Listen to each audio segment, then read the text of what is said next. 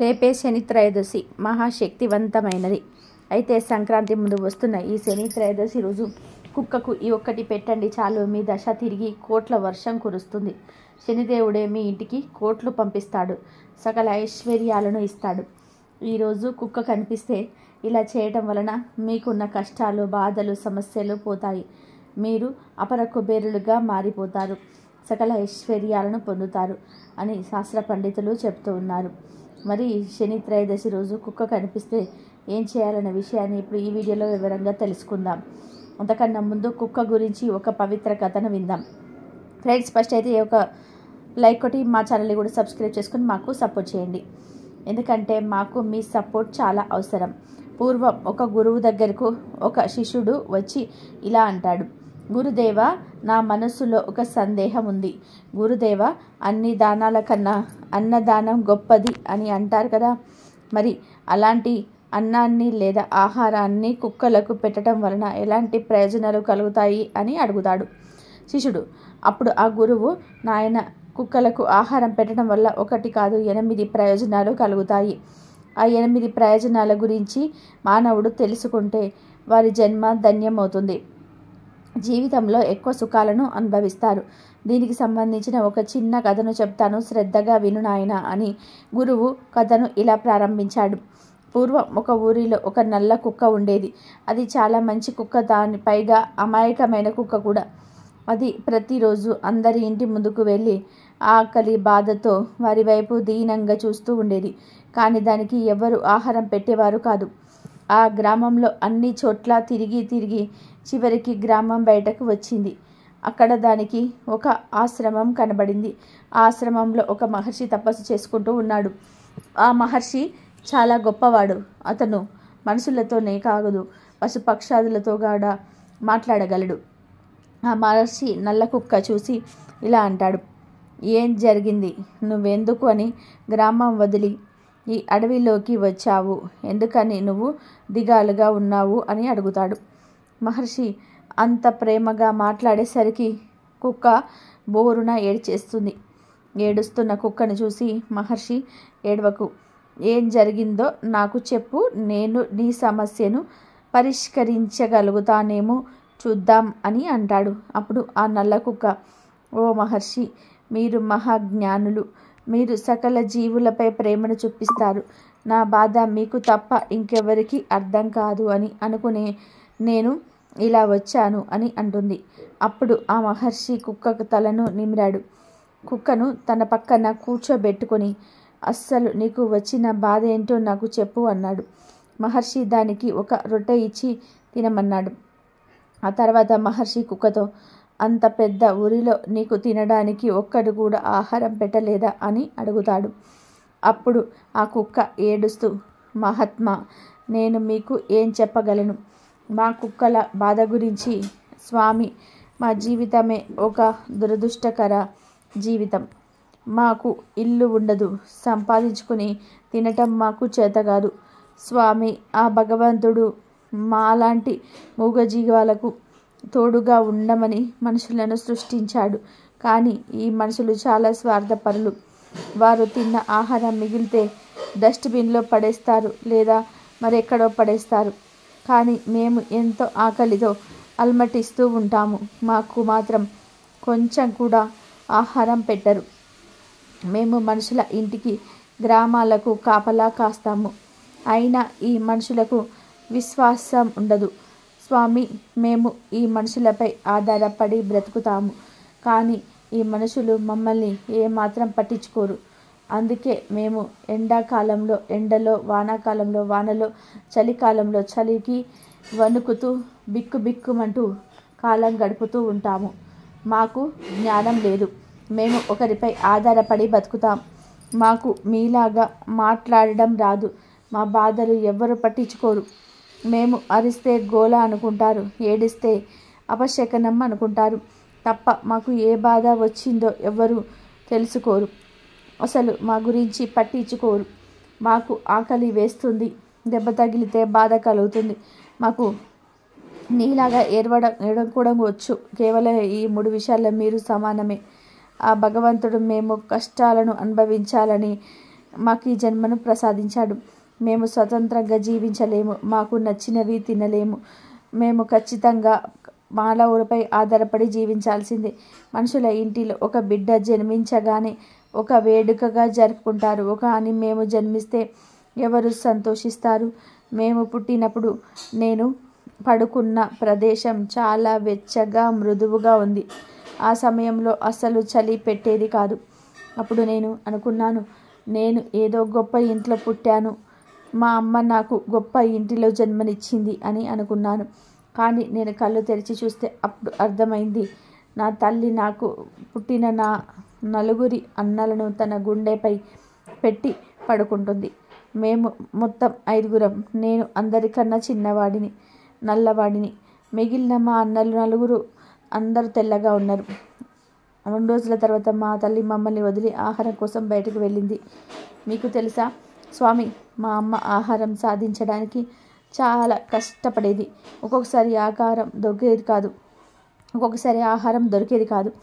మా అమ్మ చక్కగా ఆహారం తింటే మా అమ్మకు బలం వస్తుంది. దానితో మాకు కడుపు నిండా పాలు ఇచ్చేది. కానీ స్వామి, మా అమ్మకు ఆహారం దొరకటం చాలా కష్టంగా మారింది. అందులోనూ నేను పుట్టింది వర్షాకాలం. వానలు ఎక్కువ పడడంతో మేము ఉన్న చోటుకు బాగా నీరు వచ్చేసింది. మా అమ్మ మమ్మల్ని వదిలి బయటకు వెళ్ళలేకపోయింది. దాంతో మాకు 2 రోజులు ఆహారం లేదు. ఆహారం లేక చలికి వణుకుతూ మా అన్నలు 3 చనిపోయారు. మా అన్నలు చనిపోవటంతో మా అమ్మ చాలా ఏడ్చింది. కానీ ఎవరు మా బాధను పట్టించుకోలేరు. ఇక చివరిగా నేను, మా చిన్న అన్న, అమ్మ మిగిలాము. మేము చాలా బాధపడ్డాము. ఎందుకని భగవంతుడు మాకు ఇన్ని పరీక్షలు పెడుతున్నాడు అని. ఇక కొన్ని రోజుల తర్వాత మా అమ్మతో పాటు మేము, మా అన్నయ్య కూడా ఆహారం వెతకడానికి వెళ్ళాము. ఈ మనుషులకు మాలాంటి చిన్న జీవాలను చూసి జాలి కూడా లేదు. అప్పుడు కూడా మా అమ్మకు ఆహారం పెట్టలేదు. మీకు తెలుసా స్వామి, మా అమ్మ గ్రామాన్ని చాలా బాగా సంరక్షించేది. ఎవరైనా కొత్తవారు వస్తే వారిపై అరిచేది. పొలంలోకి ఏ జంతువులు రాకుండా చూసుకునేది. మా అమ్మ వల్ల ఇతర గ్రామాలలోని కుక్కలు మా గ్రామంలోకి వచ్చేవి కావు. ఇంతలా గ్రామాన్ని కాపలా కాసిన మా అమ్మకు కనీసం ఒక్కరు కూడా ఆహారం పెట్టేవారు కాదు. మా అమ్మ ఎలాగైనా సరే ఆహారం సంపాదించాలని చాలా కష్టపడేది. కొందరు మా అమ్మను కొట్టేవారు కూడా. అలా ఒకరోజు మా అమ్మ మా ఆకలి బాధను చూసి తట్టుకోలేక ఇంట్లోకి వెళ్ళి వారు వండుకున్న రొట్టెను తీసుకొని బయటకు వచ్చింది. అది చూసి ఆ ఇంటిలోని వారు, చుట్టుప్రక్కల వాళ్ళు మా అమ్మను కొట్టారు. మా అమ్మ ఆ దెబ్బలను భరించి మా కోసం ఒక రొట్టెను తెచ్చింది. మా అమ్మ కష్టాన్ని తీసి మా బాగా బలపడ్డాము. ఒకరోజు మా గ్రామంలో ఒక సేటు తనకు బాగా లాభాలు వచ్చాయని భోజనాన్ని పెట్టించాడు. భోజనాలు తయారు చేసే వద్దకు మా అమ్మ వెళ్ళింది. అక్కడ భోజనం తయారు చేసేవారు మా అమ్మపైకి కర్ర విసిరారు. దాంతో మా అమ్మకు గాయమైంది. కొంచెం సమయమైన తర్వాత అందరికీ భోజనం వడ్డించారు. మా అమ్మ ఆకలి తట్టుకోలేక భోజనాలు తయారు చేసిన ప్రదేశంలోకి వెళ్ళింది. ఇంతలో అక్కడికి వంటవారు వచ్చారు. మా అమ్మను చుట్టుముట్టి కొట్టబోయారు. మా అమ్మకు వేరే మార్గం లేక పక్కన భోజనం చేసే వారిపై నుండి దూకింది. దాంతో అందరూ తినే ప్రదేశం నుండి లేచి, కుక్క తిన్న ఆహారం మేము తినము, కుక్క మాపై నుండి దూకింది, మేము ఈ ఆహారం తినము అని అన్నారు. ఇంతలో కొందరు వచ్చి ఆ కుక్క ఏ ఆహారం తినలేదు, ఇంకా ఈ ఆహారం కూడా ఆ కుక్క తినలేదు, దాన్ని కాలితో తొక్కలేదు. మా వాళ్ళు పెట్టిన కంగారుకు అది విదిపోయిందప్ప. అది చాలా మంచి కుక్క. అయినా నగరంలో కుక్కలకు స్వయంగా వారి చేతులతో ఆహారం పెడతారు, వాటితో చక్కగా స్నేహం చేస్తారు. మనలాగా కుక్క కనిపించిన వెంటనే కొట్టరు అని అన్నారు. కానీ గ్రామంలో కొందరు మాత్రం మాకు ఈ ఆహారం వద్దు అని చెప్పి వెళ్ళిపోయారు. దాంతో చాలా ఆహారం వృధా అయిపోయింది. అప్పుడు మా అమ్మ తరపున మాట్లాడిన వారు ఆ సేటు వద్దకు వచ్చి, పోనీలేండి, వారు తినకపోతే ఏమైంది, మన గ్రామంలో చాలామంది పేదవారు ఉన్నారు, వారికి ఆహారం పెడదాం, మీకు బాధపడకండి అని చెప్పి ఆ సేటు తయారు చేసిన ఆహారాన్ని పేదవారికి పంచిపెట్టాడు. అయితే ఒక వ్యక్తి మా అమ్మను చూసి జాలిపడి ఆహారం పెట్టాడు. మా అమ్మ చాలా రోజుల తర్వాత మంచి ఆహారం తిన్నది. ఇంతలో సాయంత్రం అయింది. మా అమ్మ అలసిపోయి నిద్రిస్తున్నది. అప్పుడు ఆ సేటు ఒక కర్రను తెచ్చి మా అమ్మను కొట్టడం మొదలుపెట్టాడు. మా అమ్మ అరుపులకు గ్రామంలోని వారంతా కూడా వచ్చారు. అలా మూగజీవాలను హింసించటం తప్పు. అయినా మీ ఆహారం ఏమీ వృధా అవ్వలేదు సేటుగారు. ఇప్పుడు ఎందుకని ఈ మూగజీవాన్ని మీరు బాధ పెడుతున్నారు అని అడిగారు. అయినా ఆ సేటు మాత్రం వినకుండా మా అమ్మను కొట్టాడు. అప్పుడు ఒక వ్యక్తి, మీరు ఇలానే ఈ కుక్కను కొడితే పోలీసులు వచ్చి మిమ్మల్ని అరెస్టు చేస్తారు. మీ ఇంటికి మీరు వెళ్తారా లేదా పోలీసులకు ఫోన్ చేయమంటారా అని అంటాడు. దాంతో ఆ సేటు వెళ్ళిపోయాడు. మా అమ్మ కుంటుకుంటూ మా వద్దకు వచ్చి జరిగిందంతా కూడా చెప్పింది. అప్పుడు మేము అనుకున్నాము, మేము ఏ జన్మలో ఏం పాపం చేశామో, కనీసం మాకు తినడానికి తిండి కూడా దొరకటం లేదు అని బాధపడ్డాము. మళ్ళీ ఇలాగే ఒక సంఘటన జరిగింది. ఒకసారి సాధువు తీర్థయాత్రలు చేస్తూ మా గ్రామంలోకి వచ్చి చెట్టు కింద కూర్చొని రొట్టెలు తయారు చేసుకుంటున్నాడు. ఆ రొట్టెల వాసనకు మా అమ్మ అక్కడికి వెళ్ళింది. అయితే మా అమ్మ అక్కడికి వెళ్ళే సమయానికి ఆ సాధువు అక్కడ లేడు. చుట్టూ చూసింది మా అమ్మ. ఎవరు కనిపించకపోయేసరికి మా అమ్మ అక్కడ ఉన్న రొట్టెలను తినబోతుంది. ఇంతలో సాధువు వచ్చాడు. అయ్యో నా ఆహారం అని గట్టిగా అరిచాడు. సాధు అరుపులకు కొంతమంది జనం వచ్చారు. ఏమైంది అని అడిగారు. అప్పుడు సాధువు, నేను 2 రోజుల నుంచి ఉపవాసం ఉన్నాను. ఈరోజు ఆహారం తిందాం అనుకుంటే ఈ కుక్క వచ్చి నా ఆహారం తినేసింది. నేను మంచి నీరును తెచ్చుకోవడానికి పక్కకు వెళ్ళాను. అయినా ఇందులో నాది కూడా తప్పు ఉంది. ఆహారాన్ని ఇలా వదిలేయకుండా ఒక పాత్రలో పెట్టి ఉంచాల్సింది అని సాధువు బాధపడ్డాడు. అప్పుడు ఆ వ్యక్తులు, ఇందులో మీ తప్పేమీ లేదు. ఇలాగే మొన్న కూడా సేటుగారి భోజనాలను పాడు చేసింది ఈ పాడు కుక్క అని కొట్టబోయాడు. ఇంతలో సాధువు అడ్డుకున్నాడు. మా అమ్మ అక్కడి నుండి పారిపోయింది. మహర్షి, చూసారా మాకు ఎంత అన్యాయం జరుగుతుందో. మాకు మనుషులు ఆహారం పెట్టరు. పోనీ దొరికింది తిందామనుకున్నా కూడా ఏ ఆహారం ఉండదు. కానీ అందరూ మమ్మల్ని కొట్టడానికి వచ్చేస్తారు. మేము మనుషులకు ఎన్ని విధాలుగా సహాయం చేస్తామో అయినా ఈ మనుషులు మాపై కనీసం జాలి కూడా చూపించరు. ఆ భగవంతుడు మన జీవితాలకు ఎందుకు ఇంత కష్టాలను ఇచ్చాడో అర్థం కావటం లేదు. మా దారిన మేము వెళ్ళినా మమ్మల్ని కొడతారు. ఏంటి మా బతుకులు స్వామి అని బాధతో అడుగుతుంది. అప్పుడు ఆ మహర్షి ఇలా అంటాడు, చూడు ఇప్పుడు మీరు ఎంత బాధపడుతున్నారో. ఏ మనుషుల వల్ల అయితే మీకు ఇబ్బంది కలుగుతుందో వారికి తర్వాత జన్మలో నీ గతే పట్టవచ్చు. చెప్పలే. ఆ భగవంతుడు ఎవరి తలరాతలో ఏమి రాశాడో. మీరు మాత్రం న్యాయంగా ఒకరిని హింసించకుండా మీ కర్తవ్యాన్ని మీరు పూర్తి చేయండి. మిగతాదంతా కూడా భగవంతుడు చూసుకుంటాడు అని ఆ కుక్కకు సర్ది చెప్పి గ్రామంలోనికి వెళ్ళమంటాడు. ఇక పూర్తి చేసిన శిష్యుడు గురువు, ఈ కథంతా నాయన శ్రద్ధగా విన్నావు కదా, కుక్కలు మనకు ఎలా సహాయకారకంగా ఉంటారనేది. అయితే ఇప్పుడు కుక్కకు ఆహారం పెట్టడం వలన కలిగే 8 ప్రయోజనాల గురించి చెప్పుకుందాం. ఇది కూడా శ్రద్ధగా విను. అందులో మొదటిది, కుక్కకు ఆహారం పెట్టడం వల్ల మనపై ఉన్న శని ప్రభావం తగ్గుతుంది. ఎందుకంటే శని ప్రభావం వలన మనపై ఉంటే మనకు కష్టాలు తప్పవు. కుక్కకు ఆహారం పెట్టడం వల్ల శని యొక్క చెడు ప్రభావం ఎంతో కొంత తగ్గుతుంది. ఇక రెండవది, కుక్కకు ఆహారం పెట్టడం వల్ల ఇంటిలో ఎప్పటి నుండో జరగకుండా ఆగిపోయిన శుభకార్యాలు జరుగుతాయి. వివాహం కాని వారికి వివాహం జరుగుతుంది. సంతానం కోసం ఎదురు చూసే వారికి సంతానం కలుగవచ్చు. ఇక మూడవది, కుక్కలకు ఆహారం పెట్టడం వల్ల లక్ష్మీదేవి అనుగ్రహం మీపై మీ కుటుంబంపై ఎల్లప్పుడూ ఉంటుంది. ఇక నాలుగవది, అప్పుల బాధలు ఉన్నవారు, అప్పులలో చిక్కుకుపోయేవారు రోజు రోజు కుక్కలకు ఆహారం పెడితే చాలా త్వరగా అప్పులు తీరిపోతాయి. ఆర్థికంగా కూడా స్థిరపడతారు. ఇక ఐదవది, కుక్కలకు ఉదయం సాయంత్రం ఆహారం పెట్టడం వల్ల వ్యాపారంలో లాభాలు కలుగుతాయి. వ్యాపార అభివృద్ధి పాటలు నడుస్తుంది. ఇక ఆరవది, కుక్కలకు ఆహారం పెట్టడం వలన ఆయుష్ పెరుగుతుంది. ఆరోగ్య సమస్యలు ఎక్కువగా రావు. ఇక ఏడవది, కుక్కలకు ఆహారం పెట్టడం వల్ల చేయాలనుకున్న పనులు విజయవంతంగా పూర్తి అవుతాయి. మన మనసులో ఎప్పుడు మంచి ఆలోచనలే వస్తాయి. ఇక చివరిది, మూగ జీవాలకు ఆహారం పెట్టడం వల్ల భగవంతుడి దృష్టి మనపై పడుతుంది. ఎందుకంటే భగవంతుడికి సమస్త ప్రాణులపై దయ ఉంటుంది. కాబట్టి మూగ జీవాలకు ఆహారం పెట్టిన వారిని ఆ భగవంతుడు ఎప్పుడు కూడా రక్షిస్తూ ఉంటాడు. వారికి ఎటువంటి కష్టాలు రాకుండా చూసుకుంటాడు. అంతేకాదు, మూగ జీవాలకు ఆహారం పెట్టడం వల్ల మనం తెలిసి తెలియక చేసిన పాపాలు ఏమన్నా ఉంటే ప్రాయచిత్తం కలుగుతుంది. అలాగే అమాయకమైనటువంటి కుక్కలను ఎవరైతే హింసించి బాధ పెడుతూ ఉంటారో వారి జీవితాంతం ఏదో ఒక తెలియని బాధతో చింతిస్తూనే ఉంటారు. జీవితంలో మనశ్శాంతి ఉండదు. ఎవరైతే గాయపడిన కుక్కకు సహాయం చేస్తారో, ఆపదలో ఉన్న కుక్కను కాపాడుతారో వారిపై తదాస్తు దేవతల అనుగ్రహం ఉంటుంది. కాబట్టి శిష్య కుక్కలను ప్రేమించకపోయినా పర్వాలేదు, వాటిని చేరదీయలేకపోయినా పర్వాలేదు, కానీ వాటిని బాధ పెట్టవద్దు. కుక్క మీ వద్దకు వచ్చినప్పుడు మీ వద్ద ఏదైనా ఆహారం ఉంటే దానికి పెట్టండి. కుక్కలు చాలా కృతజ్ఞతను కలిగి ఉంటాయి అని గురువు శిష్యుడితో చెప్పాడు.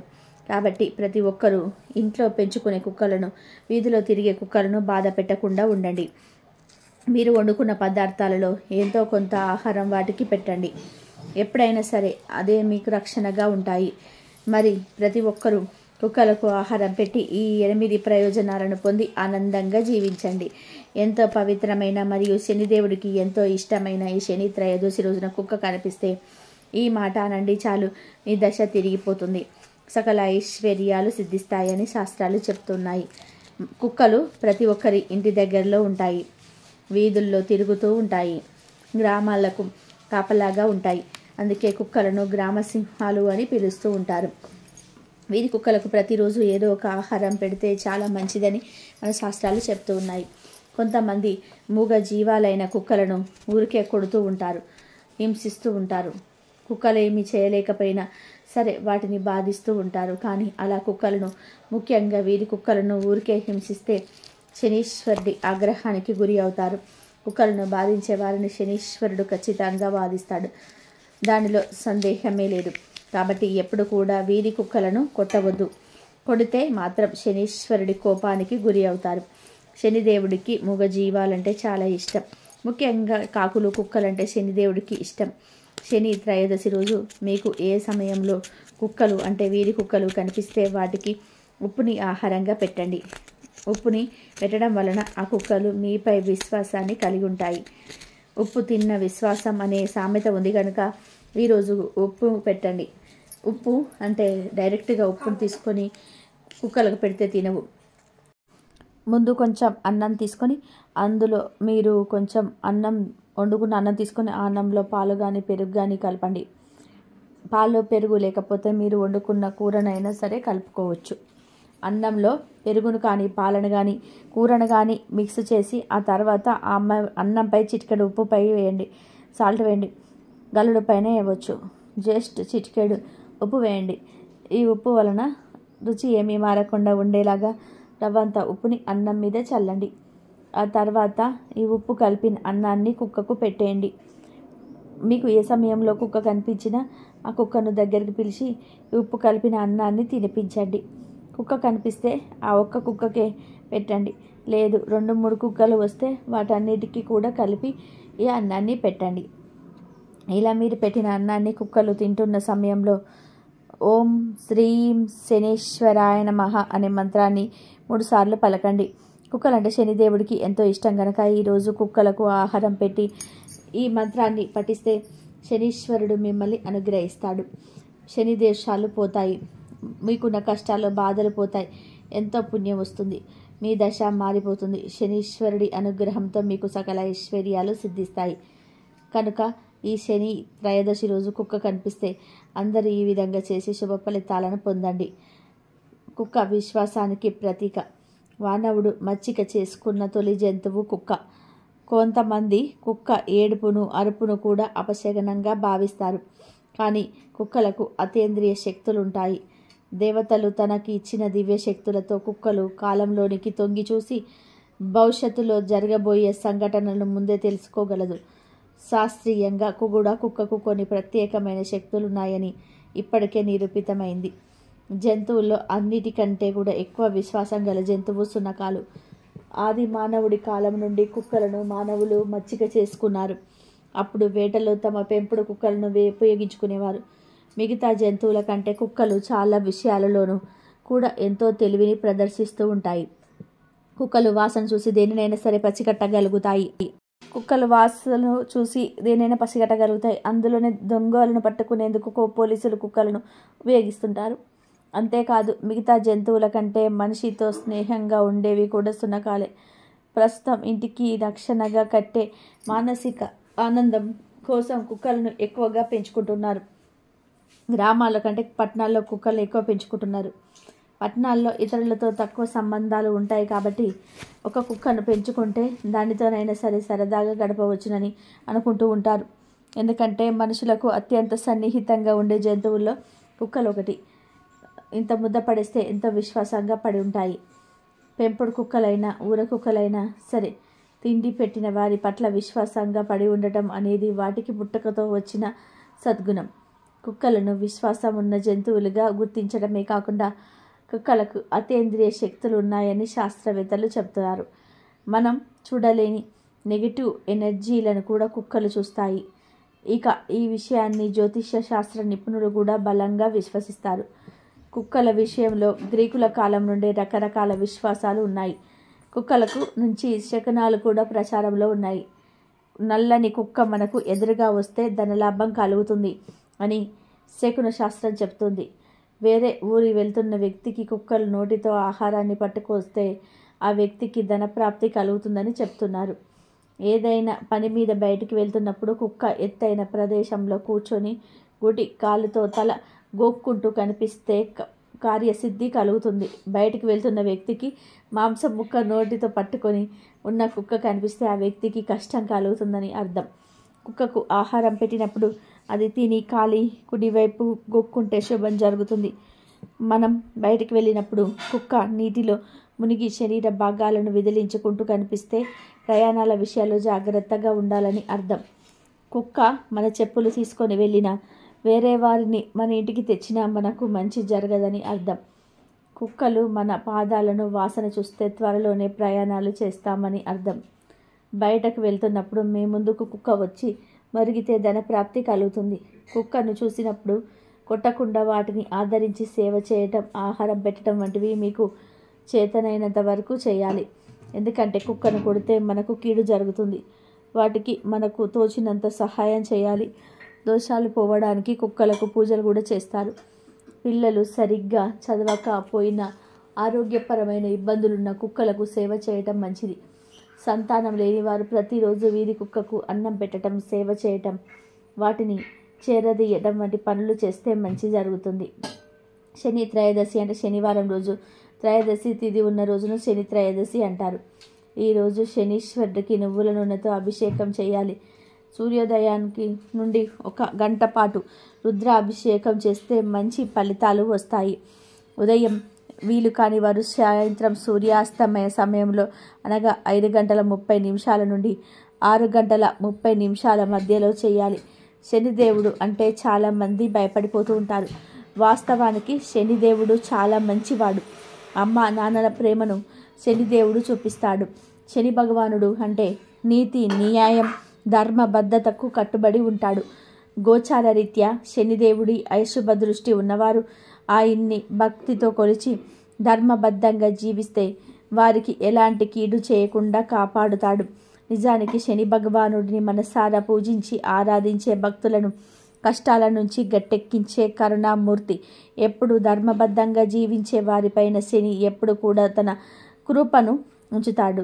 మంచి పనులు చేసేవారు శని భగవానుడి విషయంలో ఎలాంటి భయాలు పెట్టుకోవాల్సిన అవసరం లేదు.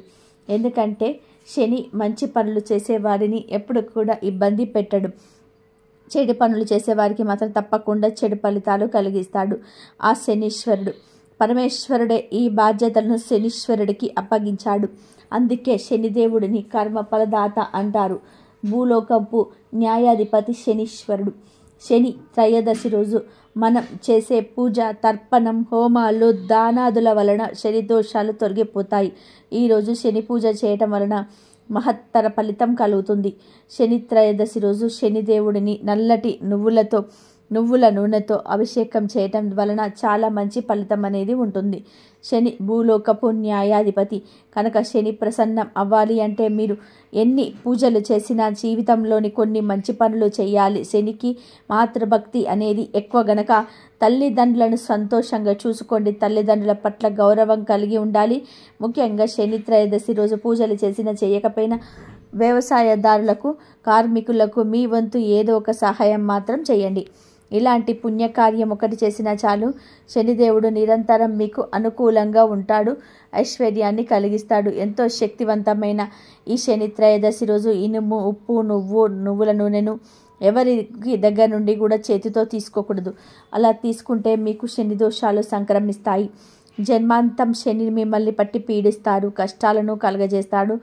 ఎందుకంటే ఇనుము, ఉప్పు, నువ్వుల నూనెలో శనీశ్వరుడు ఉంటాడు. కావున శని త్రయోదశి రోజు ఎట్టి పరిస్థితుల్లోనూ ఈ వస్తువులను ఎవరి దగ్గర నుండి తీసుకోవద్దు. కానీ ఈరోజు ఈ వస్తువులను ఎవరికైనా సరే దానం ఇస్తే మాత్రం చాలా మంచిది. మరి మేము నువ్వుల నూనెను దానం ఇస్తే ఎవరు తీసుకుంటారు అని సందేహం రావచ్చు. ఈ శని దానాలు తీసుకునే శక్తి కొందరికి మాత్రమే ఉంటుంది. మీకు దగ్గరలో గుడిలో ఉండే పండితులను అడిగి అలా శనిదానాలు తీసుకునే వారి వివరాలు తీసుకొని వారికి శనిదానాలు చేయండి. అంతేకాని ఈరోజు ఇనుము, ఉప్పు, నువ్వుల నూనెను ఎవరికి పడితే వారికి ఇవ్వవద్దు. ఎవరి దగ్గర నుండి కూడా తీసుకోవద్దు. అలాగే ఈ శని త్రయోదశి రోజు పొరపాటున కూడా శనిదేవుడిని పదే పదే శని అని పిలవకండి. శనీశ్వరుడు అని సంబోధించండి. శనిదేవుడిని పదే పదే శని అని పిలిస్తే ఆయనకు నచ్చదు.